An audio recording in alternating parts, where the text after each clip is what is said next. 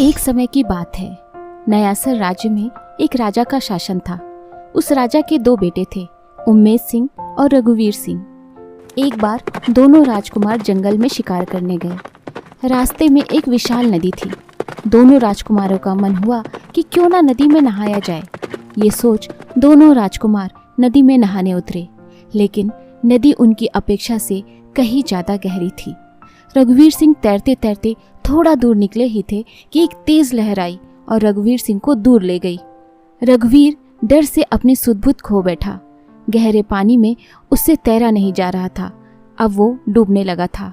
अपने भाई को बुरी तरह फंसा देखकर उम्मेद सिंह जल्दी से नदी के बाहर निकला और एक लकड़ी का बड़ा लट्ठा लिया और अपने भाई रघुवीर सिंह की ओर उछाला।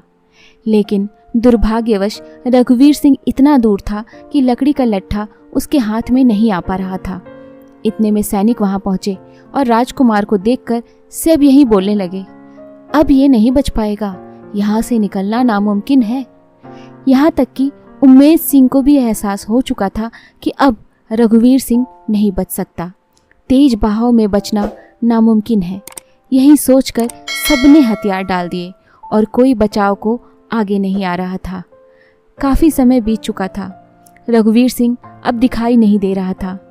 अभी सभी लोग किनारे पर बैठकर रघुवीर सिंह का शोक मना ही रहे थे कि दूर से एक सन्यासी आते हुए नजर आए। उनके साथ एक नौजवान भी था। थोड़ा पास आए तो पता चला वो नौजवान रघुवीर सिंह ही था। अब तो सारे लोग खुश हो गए, लेकिन हैरानी से वो सब लोग रघुवीर सिंह से पूछने लगे कि तुम तेज बहाव से बचे कैसे। सन्यासी ने कहा कि आपके इस सवाल का जवाब मैं देता हूँ।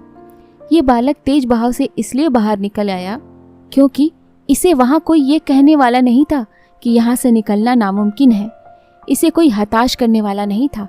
इसे कोई हतोत्साहित करने वाला भी नहीं था। इसके सामने केवल एक लकड़ी का लट्ठा था और मन में बचने की एक उम्मीद, और इसने प्रयत्न जारी रखा और बस इसलिए ये बच निकला। दोस्तों, हमारी जिंदगी में भी कुछ ऐसा ही होता है। जब दूसरे लोग किसी काम को असंभव कहने लगते हैं तो हम भी अपने हथियार डाल देते हैं, क्योंकि हम भी मान लेते हैं कि यह असंभव है।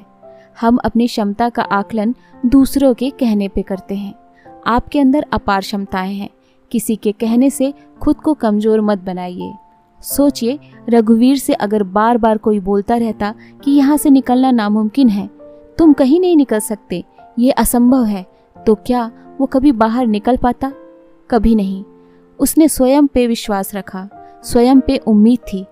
बस इसी उम्मीद और लगातार प्रयास ने उसे बचाया।